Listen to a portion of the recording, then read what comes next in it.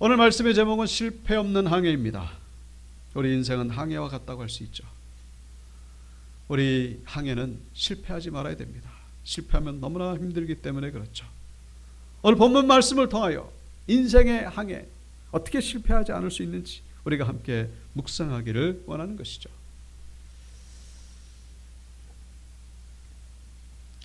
그동안 바울은 이제 선교 여행을 3차에 걸쳐서 저기 터키 그리고 그리스 지역에 걸쳐서 하면서 수많은 교회를 세웠습니다. 그리고 이제 마지막으로 예루살렘에 도착했죠. 근데 예루살렘에 도착했을 때에 예수 믿는 자들을 핍박하는 유대인들에게 잡혀가지고 아주 죽을 위기를 겪게 됩니다. 죽을 뻔하죠. 그 사람들이 바울을 죽이려고 했으니까. 하지만 이 예루살렘을 관할하는 그 통치하는 그 로마 군대에 의해서 제지를 당하고, 그래서 함부로 이제 살인 사건이 일어나면 골치 아프게 되니까, 그래서 이 바울을 데려다가 로마 군대 영내에 거기에 이제 거주하게 합니다. 보호 차원에서 거기 있게 하는 것이죠. 로마 영내에 있던 이 바울이 그 로마 장교 백부장에게 그런 얘기를 합니다. 나는 로마 시민권이 있다. 정식으로 로마 황제 앞에서 재판을 받기를 원한다. 내가 죄가 없다는 것을 만천하에 알리고 싶다. 자, 로마 시민권이 있기 때문에 재판을 받고 싶다라고 요청을 하게 되면요, 이걸 거부할 수가 없어요. 그래서 로마 백부장이 깜짝 놀라죠. 유대인인 줄 알았더니 로마 시민권을 가지고 있어요. 할 수 없이 이 바울을 데리고 로마를 향해 출발하게 되는 그 여정이 오늘 본문에 나오는 것을 보게 됩니다. 자, 그래서 예루살렘 있죠. 자, 이 예루살렘에서부터 이 로마까지 약 3,000km 정도 되는 거리를 배를 타고 건너는 그 과정이 오늘 본문 27장과 마지막 28장에 나오는 것을 보게 됩니다. 자, 배를 타고 이제 바울이 탄 배가 예루살렘에 떠나가지고 이 키프로스를 지나가지고 여기 무라라고 하는 또 항구 도시가 있습니다. 여기서 더 큰 곡물선으로 옮겨 타죠. 알렉산드리아라고 하는 배를 타고 이제 가게 됩니다. 그러다가 이제 이 성경에는 그레데라고 되어 있죠. 크레타. 그레데 미항이라고 하는 곳에 도착하게 됩니다. 문제는 이 미항에서부터 시작돼요. 그동안 어렵게 여기까지 왔는데 바람이 지금 왼쪽에서 동쪽으로 불고 있습니다. 그런데 가야 하는 방향은 오른쪽에서 왼쪽입니다. 역풍을 맞고 겨우겨우 이 미항까지 왔는데 문제는 미항에서부터 로마까지는 올해 안에는 갈 수가 없다는 것이었습니다. 이때가 양력을 한 9월쯤 되는데 지중해는 9월부터 돌풍이 불기 시작합니다. 그리고 한겨울에는 아주 무서운 태풍이 불기 때문에 배들이 거의 다니질 않아요. 어차피 이번 해에는 로마에 도착하지 못하니까 겨울을 지내고 그 다음 해에 로마로 다시 출발하자. 근데 문제는 지금 있는 이 미항이라고 하는 곳이 겨울을 보내기에는 너무 불편하다. 너무 좁다. 그러니까 조금 다른 데 가서 겨울을 보내자. 그래서 옮기기로 생각했던 곳이 바로 그 옆에 있는 베닉스라고 하는 그런 항구 도시입니다. 미항에서 베닉스까지는 약 70km 되는 거리입니다. 70km면은 제가 이렇게 봤더니 한 속초에서 한 동해시 정도까지, 멀면 멀고 가까우면 가까운. 거기 가서 겨울을 보내자. 베닉스가 좀 더 겨울을 지내기에 편한 그런 항구 도시니까 그곳으로 가자. 자, 근데 여기에 이러한 이 선장과 선주의 말에 브레이크를 거는 사람이 있었죠. 바로 바울이었습니다. 바울이 뭐라고 얘기를 합니까? 안 됩니다. 지금 갔다가는 태풍을 만나고 돌풍을 만날 수 있으니까 절대로 가면 안 됩니다. 여기 10절에서 말씀하고 있죠. 내가 보니 이번 항해가 하물과 배만 아니라 우리 생명에도 타격과 많은 손해를 끼칠 것입니다. 자, 선장과 선주는 베닉스로 가자 그랬는데 바울은 안 된다는 거였어요. 근데 배의 최종 결정권은 로마 장교 백부장에게 있었습니다. 백부장이 누구 말을 듣겠습니까? 11절에 보시면 백부장이 선장과 선주의 말을 바울의 말보다 더 믿었다 라고 그렇게 얘기합니다. 당연하죠. 우리라도 아마 그랬을 것입니다. 왜요? 바울은 여러분 바다 항해에 대해서 누가 잘 알겠습니까? 당연히 선주와 선장이 잘 알지. 바울은 지금 죄수의 몸입니다. 물론 미결수이긴 합니다만 바울의 말을 믿지 아니하고 선장과 선주의 말을 믿게 되죠. 그래서 결국은 미항에서 베닉스로 출발하는데 아니나 다를까 바울이 말했던 것처럼 돌풍이 일어나더니, 그리고 오늘 본문에 보시면 유라굴로라고 하는 14절에 나오죠. 얼마 안 되어 섬 가운데로부터 유라굴로라고 하는 광풍이 크게 일어나가지고 그때부터 이제 표류하기 시작한 것이죠. 완전히 이 배가 엄청난 위기를 당하게 됩니다. 모든 사람들이 다 바다에 빠져 죽을 수밖에 없는 그런 위기 가운데에 처하다가 그나마 결국 하나님의 은혜로 겨우겨우 이 몰타라는 섬에 도착하고 겨우 나중에는 로마까지 도착하게 되었다라고 하는 그런 이야기가 본문을 통해서 보여주고 있죠.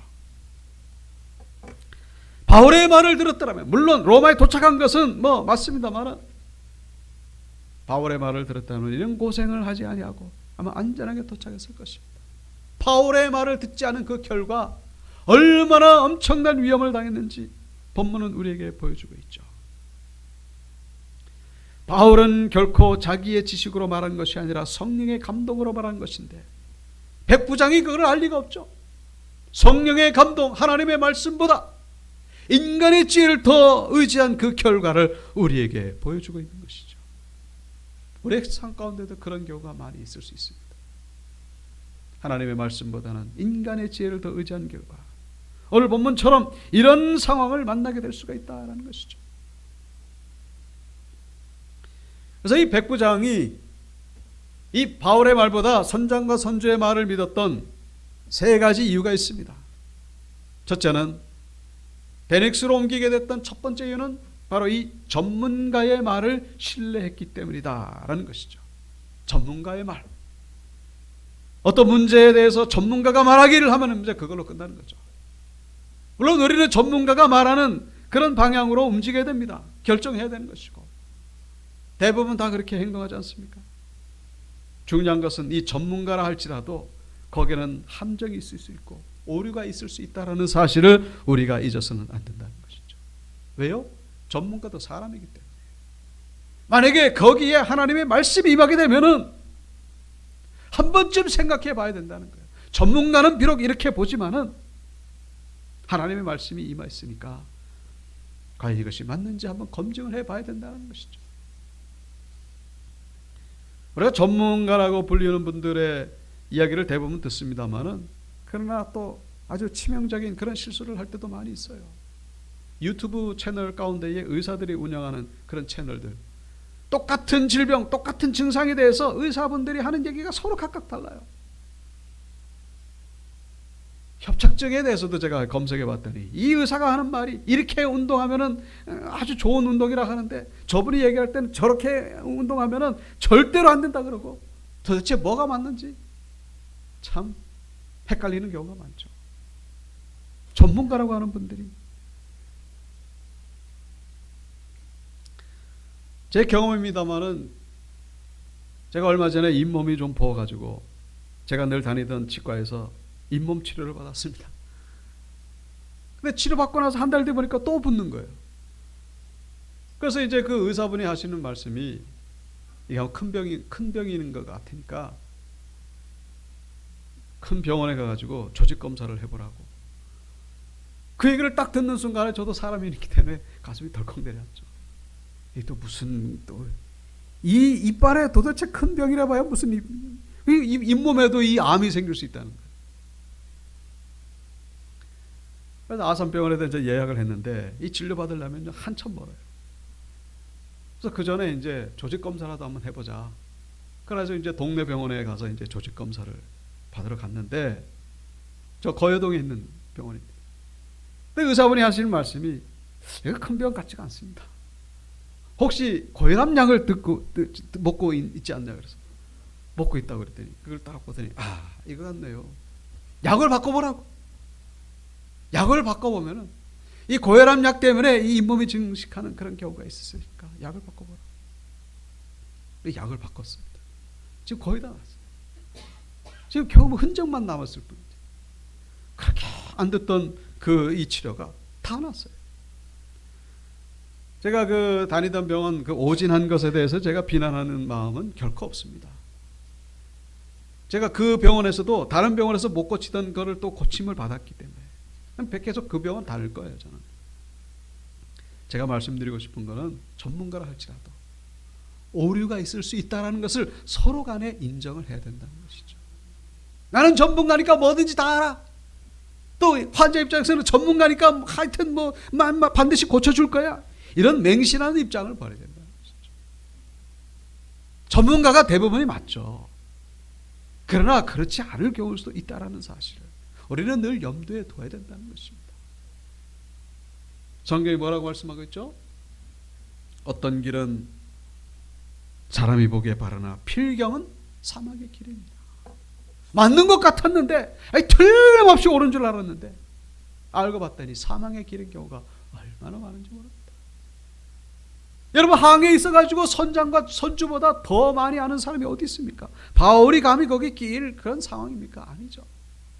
근데 선장과 말을 듣었더니 결국 죽을 위기에 놓이게 돼요. 전문가의 말을 듣고 죽을 위기에 놓이게 된 거예요. 바울의 이 하나님의 말씀을 들었다면 그러지 않았을 텐데. 이 미양에서 지금 베닉스로 옮겼던 첫 번째 이유는 전문가 의견 때문이었다라는 것. 두 번째는 뭡니까? 다수의 의견 때문이었다라는 것이죠. 다수의 의견. 여기 12절에 보시면은 그 항구가 겨울을 지내기에 불편하므로 거기서 떠나 아무쪼록 베닉스에 가서 겨울을 지내자 하는 자가 더 많으니 다수가 원하는 방향은 바로 미양에서 베닉스로 옮기자라는 것이었습니다. 지금 바울이 타고 있는 배는 바울만 타고 있는 것이 아니라 우리가 성경 뒤에 보시면 276명이 타고 있다라는 그런 기록이 나와 있죠. 276명이 구원함을 받았다라고 그렇게 기록되어 있습니다. 거기는 여행객들도 있을 것이고, 그리고 상업하는 사람들도 있을 것이고, 군인들도 있을 것이고, 대부분이 미양이 아니라 베닉스에서 가자, 거기서 겨울을 지내는 것이 더 좋다라고 하는 의견들이 압도적으로 더 많았던 거예요. 그런데 이 다수의 의견이 결국 틀렸다라는 것을 본문은 우리에게 말씀해 주고 있죠. 우리가 행동하는 데 있어가지고 중요한 기준 가운데 하나가 바로 이 다수의 의견이죠. 음식점도 이래 보면은 사람들이 많은 곳을 들어가지 사람들이 없는 데 안 들어가지 않습니까? 물건도 많은 사람들이 구매한 그런 물건을 사려고 하지 사지 않는 물건은 사는 경우가 별로 없습니다. 맞죠? 근데 말씀드리고 싶은 것은 이 다수의 의견도 틀릴 때가 많이 있다는 사실. 다수의 의견이 결코 절대적이지 않다는 것을 잊어서는 안 된다는 것이죠. 우리가 수요예배 때도 출애굽기를 통해 우리가 묵상했었죠. 다수를 따라 악을 행하지 말며 송사에 다수를 따라 부당한 증언을 하지 말며, 다수이기 때문에 오류를 범하는 경우가 있다는 사실입니다. 현대는 군중이 힘을 가진 그런 시대죠. 대중이 힘을 가진 그런 시대입니다. 군중이 원하면, 대중이 원하면, 여론이 원하면 그냥 그쪽으로 가는 거예요. 옳든지 그런지 그게 중요한 것이 아니라 여론이 원하기 때문에. 우리 믿는 자들은 군중의 편에 설 것이 아니라 어디 편에 서야 됩니까? 다수가 항상 옳은 것도 아니고, 그렇다고 소수가 항상 옳은 것도 아닙니다. 우리는 진리의 편에 서기를 위해서 항상 분별에 힘쓰는 자들이 되어야 된다는 사실입니다. 분별하기를 힘써야 됩니다. 분별하지 않을 때에 우리는 어리석은 군중이 될 수 있다는 사실. 예수님을 십자가에 못 박은 자들은요, 군중이었습니다. 성경에 보시면 이 선동당한 그 군중들이 평소에는 예수님을 그냥 메시아라고 그렇게 믿고 따라다니더니 때가 되니까 선동을 당하니까 완전히 그냥 어리석은 군중이 돼가지고 예수를 십자가에 못 박아. 차라리 우리에게 저 바라바를 달라고. 바라바가 누구입니까? 아주 흉악한 강도라고 되어 있습니다. 예수보다는 흉악한 강도가 우리에게 더 필요하다. 그렇게 어리석은 군중이에요. 군중에 오를 때가 더 많죠. 그렇지 않은 경우도 있다라는 사실. 우리 인생의 항해에 실패하는 경우 가운데에 그 요인 가운데 하나가 바로 이 부분이라고 한다는 사실.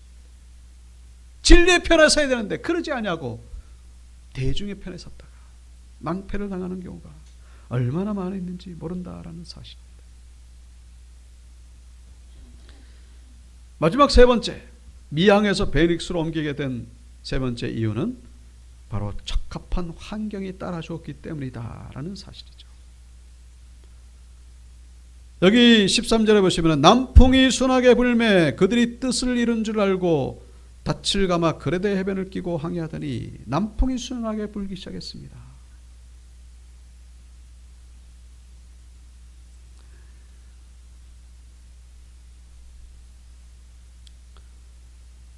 여기 4절에 보시면요, 처음에 출발할 때는 맞바람이었어요. 또 거기서 우리가 떠나가다가 맞바람을 피하여 구브로 해안을 의지하고 항해하여 지도를 통해서 보여드렸죠. 바람은 지금 왼쪽에서 오른쪽으로 불고 있어요. 이건 간단하게 그린 그림이죠. 자, 바람은 지금 왼쪽에서 오른쪽으로 불고 있습니다. 그런데 가야 되는 방향은 오른쪽에서 왼쪽이죠. 맞바람이에요. 근데 미항에 딱 도착했을 때, 미항에 도착했을 때에 오늘 본문에 보시면은 남풍이 순하게 불기 시작했다라고 그렇게 기록되어 있죠. 남풍은 뭡니까?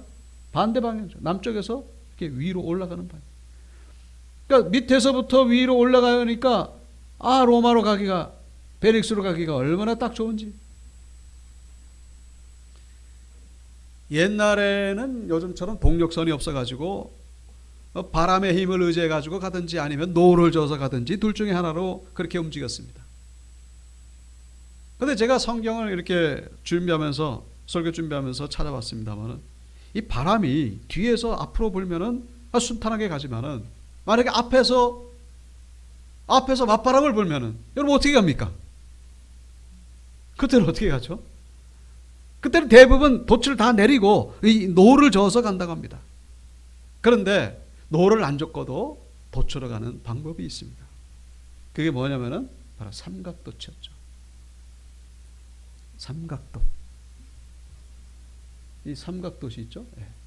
이거는 이제 바람을 받는 거고, 요 삼각돛이 그 비행기 날개 양력이라나요? 뭔가요? 물리학적으로 그런 그 원리가 있습니다만은 복잡한 건 저도 잘 모르겠고, 이게 삼각돛을 달게 되면은 이 맞바람이라도 이게 앞으로 가게 된다는 것이죠. 다만 직선 똑바로 가는 건 아니고 이게 45도 방향으로 지그재그로 이렇게 간다는 것입니다. 처음에 예루살렘에서 출발했을 때에는 맞바람이었어요. 그래가지고 삼각도처로 갔겠죠. 하지만 어떻게 갔다고요? 지그재그로. 그래가지고 어렵게 미항까지 도착했던 거예요. 근데 미항에 도착했을 때 보니까 이번에는요, 맞바람이 아니라 아주 뒤에서 불어주는 순한 순풍이 불기 시작하는 거예요. 남풍이 순하게 불매. 이것이야말로 하늘이 우리에게 준 절호의 기회다.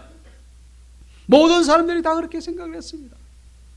이것은 미항에서 베닉스로 가라고 하는 하늘의 뜻인가 보다. 그렇게 철석같이, 아마 전문가의 의견보다, 다수의 의견보다 아마 이 남풍이 부는 것을 더 절호의 기회라고 생각을 했을 것입니다. 그렇게 출발했는데 어떻게 됐다고요? 14절을 보시면은 얼마 안 되어 섬 가운데로부터 유라굴로라는 광풍이 크게 일어났다라고 그렇게 기록하고 있죠. 아니, 조금 전까지만 해도 남풍이 순하게 불었는데 유라굴로라는 광풍이 불다니, 전혀 예기치 못했던 그런 광풍을 만나게 됩니다. 우리의 인생도 그와 같지 않습니까? 어제까지만 해도 순한 남풍이었는데 갑자기 유라굴로 광풍이 임하게 될 거라고는 꿈에도 생각하는 못한 그런 경우가 얼마나 많습니까?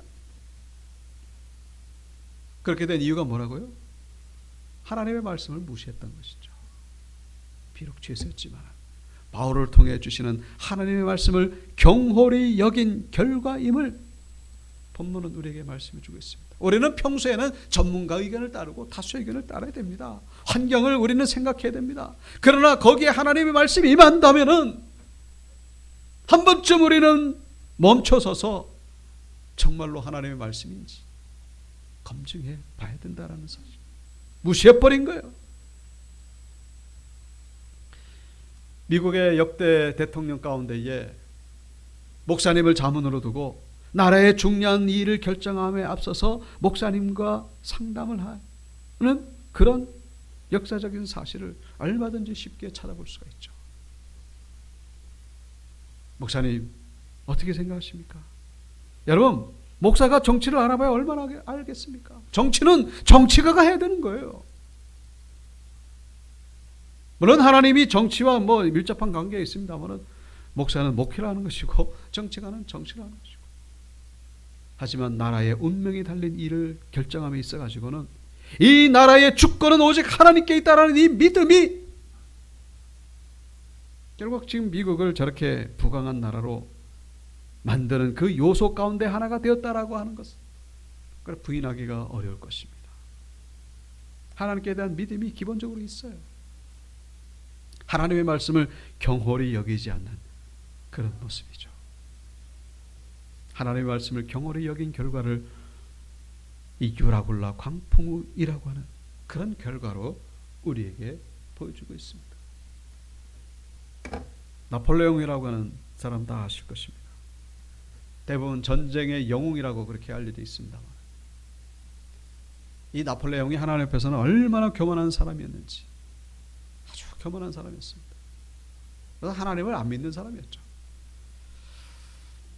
이 사람이 전쟁을 통해 가지고 유럽을 제패한 후에 황제로 등극하게 됩니다.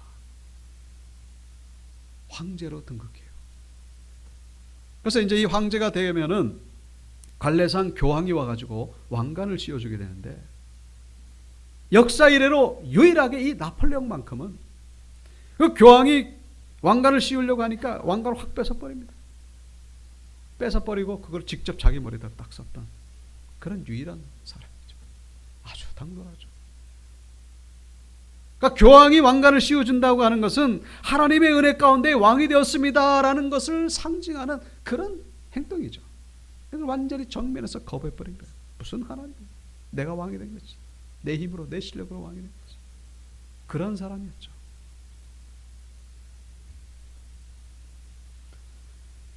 그런데 이제 이 나폴레옹의 운명을 결정하는 그런 사건이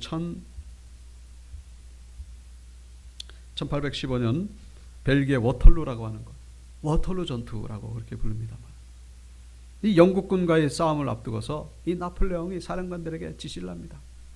왜냐하면 그동안 그냥 연전연승을 했으니까. 보병은 어디다 두고, 포병은 어디다 두고, 기병은 어디다 두고 작전을 다 얘기한 다음에 마지막으로 한 말이, 내일은 영국군은 프랑스에 패배했을 것이고, 그리고 영국군의 웰링턴 장군은 이 나폴레옹의 포로가 되었을 것이다. 자, 그런데 그때 마침 이 네이라고 하는 사령관이 그런 얘기를 합니다. 폐하, 계획은 사람이 세울지라도 성패는 하나님께 달려있다는 것을 잊지 마셔야 합니다. 용감하죠. 그러니까 평소에 오죽했으면 이런 얘기를 했겠는가. 갑자기 그냥 이렇게 툭 튀어나온 얘기가 아니겠죠. 나폴레옹이 이렇게 대단합니다. 귀가는 나폴레옹이 계획을 세웠고 나폴레옹이 성패를 결정한다는 것을 기억하기 바라고. 이 워털루 전투에 대해서 이제 그 글을 썼던 빅토르 위그라고 하는 문학 작가가 있습니다. 그 왜 장발장이라고 하는 레미제라블 작가죠. 빅토르 위그. 나폴레옹과 같은 시대 사람입니다. 그 빅토르 위그가 워털루 전투 그 글을 쓰면서 그런 얘기를 합니다. 나폴레옹의 실패는 여기서부터 시작되었다. 하나님께서 모든 것을 주관하신다는 것을 정면에서 거부한 거예요. 내가 일을 계획하고 내가 일을 성공시킨다. 어떻게 됐죠? 워털루에서 완전히 대패를 당하고 전쟁의 책임을 물고 2년 뒤에 세인트 헬레나 섬에 귀양 가가지고 결국 6년 뒤에 쓸쓸하게 죽음을 맞이하게 된 것을 역사를 통해서 볼 수가 있습니다. 잠언 16장 9절입니다. 우리 다 같이 읽어볼까요? 시작. 사람이 마음으로 자기의 길을 계갈지라도 그의 걸음을 인도하시는 여호와시니라. 아멘. 인생의 항해에 실패하지 않을 수 있는 결정적인 비결은 어디에 있습니까? 우리가 계획을 하지만은 걸음을 인도하신 분은 하나님이심을 절대로 잊어서는 안 된다는 것입니다. 하나님이 우리의 걸음을 한 걸음 한 걸음 인도해 주시는 거예요. 우리의 지혜도 중요하고 경험도 중요하고 상황도 중요하지만 결정적인 소망을 하나님께 두시고 말씀의 인도함을 받는 우리 신앙인들 되시기를 주의 이름으로 축원드립니다. 자, 그래서 오늘 이 14절부터 보면은 이 광풍을 만나니까 이 살기 위해 가지고 그냥 뭐 온갖 아주 사투를 벌리는 그런 모습을 보여주고 있죠. 그래서 여기 18절에 보시면은 사공들이 짐을 바다에 풀어버리고, 그리고 19절에는 사흘째 되는 날에 배의 기구를 그들의 손으로 내버리니라. 이 알렉산드리아 배, 이 곡물을 잔뜩 실은 배라고 아까 전에 설명드렸죠. 이집트에서 출발해가지고 로마에 곡물을 실어 나라야 되는 그 곡물 수송선인데 뭐 양식이고 뭐고 좀 다 버린 거예요. 얼마나 귀한 것들이 많겠습니까마는 그 모든 것들이 지금 죽음 앞에서는 전혀 무용지물이 되고 있는 그런 모습을, 평상시에 그거 버리겠습니까? 그 귀한 것을 어떻게 버립니까? 하지만 죽음 앞에서는 다 소용, 다 가치가 없고, 인생의 극한의 위기 가운데서는요, 보석도 필요 없고 명예도 필요 없고 양식도 필요 없고 생명보다 더 소중한 것은 없다라는 것을 본문에서 보여주고 있죠. 그렇게 되는 겁니다. 언제 우리는 인생의 광풍 유라굴라를 만날지 몰라요.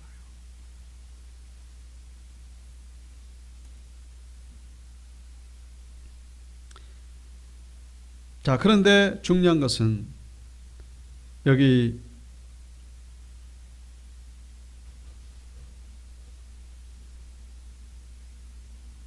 22절에 보시면은 바울이 하나님의 말씀을 다시 한번 전하죠. 이제 안심하라. 생명에는 아무런 손상이 없겠고 오직 배만 파손될 것이다. 그리고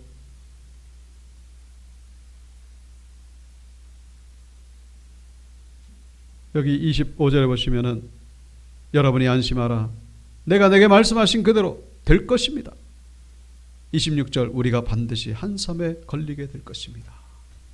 풍랑을 만나가지고 지금 죽을 위기에 놓여 있는데 다시 한번 바울을 통해 하나님이 말씀하셨어요. 뭐라고요? 안심하라. 여러분들은 살게 될 것입니다. 여러분, 이때 이 선원들이 바울의 말을 비웃었을까요? 선장과 선주가 이 바울의 말을 기뚱으로 들었을까요? 처음에는 그랬죠. 절대로 베닉스로 가면 안 됩니다. 그때는요 아마 코웃음을 쳤을 겁니다. 그러나 지금 죽을 위기 앞에서 바울의 말은 그야말로 생명의 소리로 들리기 시작했을 것입니다. 죽을 상황 속에서는 하나님의 말씀이 그때부터 들리기 시작한 거예요. 만약에 풍랑을 만나지 않았다면요, 바울의 말은 여전히 메아리로 끝나고 말았을 것입니다. 죽음 앞에서는 그렇지 않죠. 바울의 말에 소망을 가지기 시작했던 것입니다. 곽선희 목사님 아시죠? 소망교회 원로 목사님이신데 이분이 6.25 전쟁 어간에 북한의 광산에서 강제 노동을 한 적이 있었습니다. 근데 이제 하나님의 은혜로 탈출을 했어요. 그래서 산에서 이제 몇 개월을 지낸 적이 있었는데, 근데 탈출한 분이 광 목사님만 있는 것이 아니라 여러 명이 또 있었어요. 그러니까 이제 이 탈출을 하니까 이 잡으려고 체포조가 결성돼가지고 산 밑에서는 왔다 갔다 하고, 근데 어디로 도망가야 되는데 도망가야 될 방향을 모르는 거예요. 아무도 다 흩어져야 되는데 흩어지지 않아요. 왜? 무서우니까. 그러니까 한 사람이 이쪽으로 가면 우 몰려가고, 한 사람이 또 저쪽으로 가면 우 몰려가고, 어디로 가야 될지 왔다 갔다. 근데 그 우 몰려가는 그 중심 가운데 누가 있었냐? 바로 곽선희 목사님이 있었어요. 왜 곽선희 목사님을 따라다녔냐? 곽선희 목사님 뭐 재주가 있어서가 아니고 사람들이 뭐라고 생각했냐면은 이 죽을 위기에 저 사람은 하나님을 믿는다고 하는데 저 사람이 믿는 하나님이 저 사람을 분명히 살려줄까? 그러니까 우리도 저 사람 따라가자. 그래가지고 거의 다 살아나게 됐죠. 곽 목사님 그래가지고 목회 지금 하셔가지고 은퇴하셨지 않습니까? 지혜로운 행동이었죠. 여러분, 삶의 위기에 처했을 때에 우리에게 오직 소망이 되는 거예요. 여러분, 세상에 절대적인 것은 아무것도 없고 오직 하나님 말씀밖에 없다라는 사실을 잊지 마시길 바랍니다. 우리에게 절대적인 소망은 없어요. 오직 하나님밖에. 하나님을 의지하시는 가운데에 이 유라굴라 풍랑 속에서 구원함을 받으시는 우리 성도님들 되시길 주의 이름으로 축복합니다.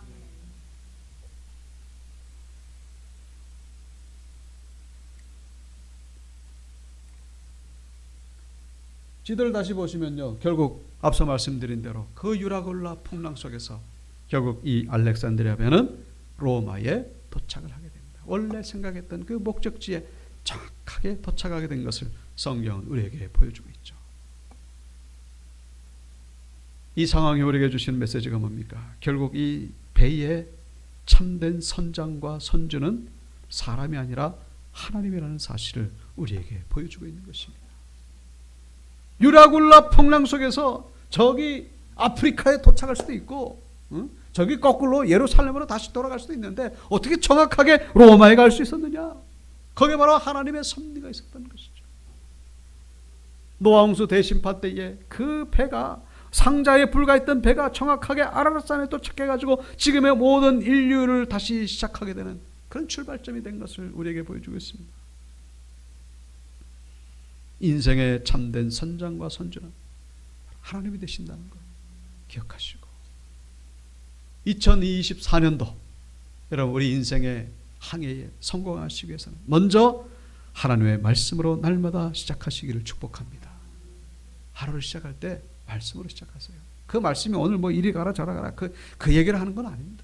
말씀을 묵상하는 가운데 우리의 삶이 뒤돌아보니까 안심하게 안전하게 인도함을 받게 된 것을 확인하게 된다라는 사실입니다.